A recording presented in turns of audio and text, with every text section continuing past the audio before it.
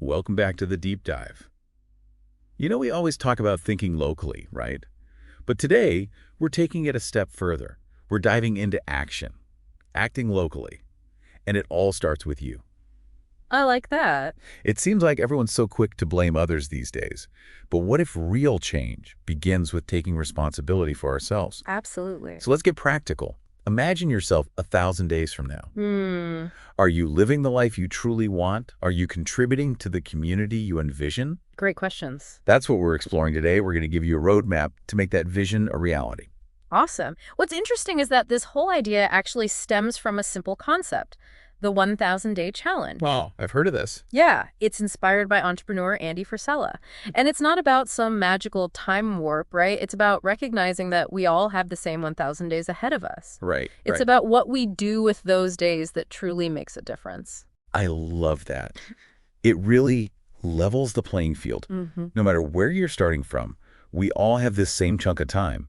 But why 1,000 days specifically? Yeah. Why not just a year or even 5 years? It's all about finding that balance between making a significant change and actually achieving it. Yeah, I could see that. A year, well, it might not feel like enough time to create a truly meaningful shift, Yeah. but then 5 years, that's so far out that it can be really difficult to stay focused.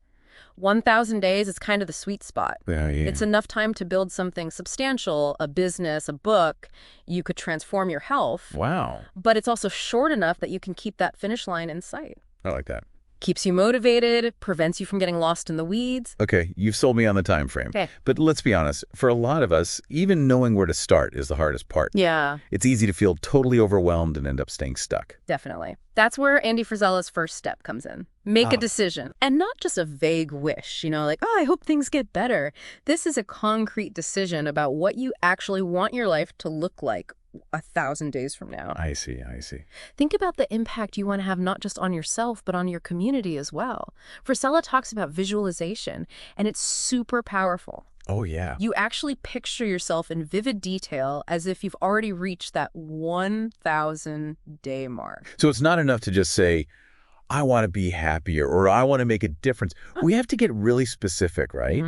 Like really break it down. Exactly. If we're talking about think and act locally, what changes do you want to see in your neighborhood? Do you want to start a community garden, mentor young people, maybe run for local office? No. Whatever it is, paint that picture in your mind. Really see yourself doing it. Feel the impact it's having. That's what fuels action. So first actionable step for our listeners. Take some time this week, even an hour, and map out those 1,000-day goals. Get specific.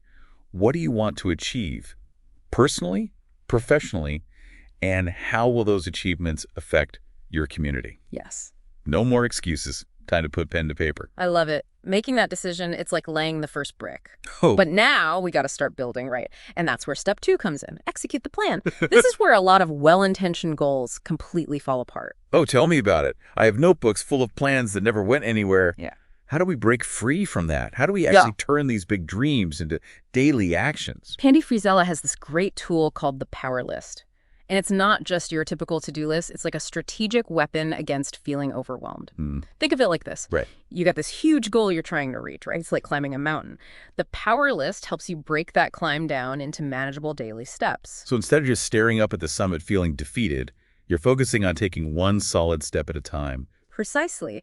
And each of those steps, even the small ones, they're all victories. Right. Builds momentum, keeps you moving forward, even when the peak seems really far away. That's great. And as a bonus, that power list becomes this record of your progress. You can actually see what's working, what needs to be adjusted. It's like a feedback loop that keeps you on track. This is making a lot of sense. But what about those days when motivation just dips? Or when life throws you a curveball and it feels impossible to stick to the plan? That's where the next step comes in. And it's so crucial. Reflect and adjust. We'll delve into that a bit later. Okay. But first, I think our listeners deserve a big shout out for taking the time to invest in themselves and their community. Definitely. If you're finding value in this deep dive and our mission to inspire positive change locally, we would love for you to support us. Visit thinkandactlocally.com/donate. The link is in the show notes. Your support helps us keep these conversations going and reach even more people who are ready to make a difference. Thanks for that. You know, before the break, we were talking about those times when motivation dips, right? Oh, yeah. Or when life just kind of throws a wrench in your plans. Yeah. Well, that's where this idea of reflect and adjust comes in. It's step 3. And it's really what separates those who just dream about things from those who actually achieve them. Okay, I have to admit, this is the step I usually just skip over. It's so much easier to just keep pushing forward. Yeah. Even if I'm not really sure I'm on the right path, but I'm sensing there's more to it than just kind of checking in every once in a while. You're right. It's not just a quick look in the rearview mirror. It's about really taking the time to honestly evaluate your progress. And even Andy Frisella, the guy who champions this whole 1,000-day framework, he admits he struggles with this part too. Oh, wow. Really? Yeah, and I think that makes it so relatable. Definitely. So it's not about beating ourselves up for every little mistake. It's about using reflection as a way to learn and grow. Exactly. And remember, we're applying this to think and act locally. So reflecting isn't just about you as an individual. It's about how your actions are impacting your community. Are you actually moving closer to those goals that will benefit your neighborhood, your city? What's working and what needs to change? We have to think about those ripple effects. Yeah, that adds a whole other layer to it. It does. It's not just about self-improvement. It's like being accountable to something bigger than ourselves. Right. But how often should we be reflecting? Is this a daily thing? Weekly? It's kind of like checking the map when you're on a road trip. You don't want to be doing it every 5 minutes, but you also don't want to wait until you're totally lost to course correct. Right. Frisella suggests making reflection a regular part of your routine. Okay. Maybe it's just taking 15 minutes at the end of each day to jot down some notes in a journal. You know, what went well, what challenges came up. Or maybe you prefer a longer session once a week to really dive into your progress on your power list. Find what works best for you, but just make it consistent. So it's not just about checking things off a to-do list. It's about actually engaging with the process, being mindful of the journey. Exactly. And that's where the adjust part comes into play. Reflection without action is just daydreaming, right? True. Once you've taken stock of your progress, it's time to be honest with yourself.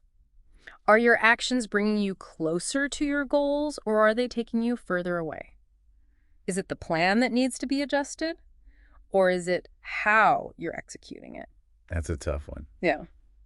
It's easy to just blame the plan, but sometimes it's really our own habits or our mindset that's holding us back. Absolutely. How do we know when it's time for a real course correction versus when we're just giving up too soon?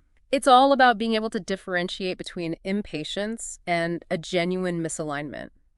Remember that mountain climbing analogy we talked about? Yeah. Sometimes you hit a really steep section and you need to change your approach. Right. Maybe even find a new trail. But that doesn't mean you give up on reaching the summit. Okay. It just means you're being more strategic about how you get there. That makes sense. Yeah. And I think it applies to think and act locally as well. Right. Let's say you started a community garden, but it's not doing well. Do you just throw in the towel, or do you reflect on what's happening, make some adjustments, maybe team up with a local gardening expert to get things back on track? Love that. It's about staying committed to that positive change, even if the path isn't always straight and easy. Exactly. And that's really where the true power of this framework lies. It's not about being perfect. It's about persistence, resilience, and having that willingness to learn and adapt as you go. This has been so insightful. Good. I'm already starting to think about how I can apply these principles in my own life and how I can encourage others in my community to do the same. I love to hear that. And you know, if this deep dive has sparked something in you, if it's made you think differently about your goals and your impact on your community, we would love for you to join us in the Think and Act Locally movement. Head over to thinkandactlocally.com/donate, the link's in the show notes, and think about supporting our mission. Your contribution helps us empower even more people to create positive change, one step at a time. You know, as we've been breaking down this 1,000-day framework, it's really hit me that it's not just about achieving specific goals. It's really about the whole journey. It's about the mindset we bring to it. That's such a key point. It's about perspective, right? The way we view those 1,000 days will determine whether it feels like we're struggling uphill or if it feels like an exciting adventure. It's true. And it's easy to get bogged down in the day-to-day and lose sight of the big picture, especially when we're talking about acting locally. You might be planting a community garden one seed at a time, but it's hard to see the full impact right away. It's like one of those time-lapse videos where you see a tiny seedling grow into this huge tree in just seconds. We don't always witness those dramatic changes happening in real time, but they're happening. And that's where cultivating a sense of gratitude becomes really important. Gratitude. How does that tie into achieving goals and making a difference locally? It's about shifting our focus. Instead of dwelling on what we lack, we start appreciating what we already have. Okay. When we're grateful for the small wins, the progress we've made, the support we have, it keeps us motivated, helps us stay resilient when things get tough. Think about it. Would you be more likely to volunteer your time if you were focused on everything wrong in your community, or if you were grateful for the good things that already exist and wanted to build on those? That's a great point. It's about choosing to see the glass half full, not because we're ignoring the problems, but because that positive outlook gives us the energy to actually address them. Exactly. And gratitude isn't just about feeling good. It actually changes the way our brains work. Yeah. It makes us more optimistic, more focused on finding solutions. So when those inevitable setbacks happen, because let's face it, they will, we're better prepared to handle them. So instead of getting discouraged when that community garden gets hit by a late frost, we take a deep breath, remember how far we've come, and think about how to protect the plants next time. Exactly. Progress isn't always linear. Right. There are going to be ups and downs, detours, moments where you might question whether you're actually making a difference. But that's where having the right perspective is essential. Yeah. It's about accepting those bumps in the road as part of the journey. It's like learning how to ride a bike. You're going to fall a few times, Yep. but you get back up, adjust, and eventually you're cruising down the street. And as you're cruising, you're not just improving your own life, you're potentially inspiring others to hop on their bikes too. That's a good point. That's the power of think and act locally. Your personal growth can create a ripple effect, generating positive change that goes way beyond just you. This has been a really eye-opening conversation. I'm leaving with a renewed sense of purpose and a practical way to actually make my goals happen. And I know our listeners are feeling inspired too. I hope so. Remember, you have 1,000 days ahead of you. What will you do with them? Will you just stand by and watch things happen, or will you step up and be an agent of change? That's a powerful question for us all to consider, and one that we hope leads to action. If this deep dive has given you valuable insights and you believe in our mission to empower individuals and build stronger communities, please consider supporting Think and Act locally. Visit thinkandactlocally.com/donate. The link is in the show notes. Your contribution helps us continue these conversations and provide resources to those who are ready to make a difference. Until next time, keep thinking locally and act boldly.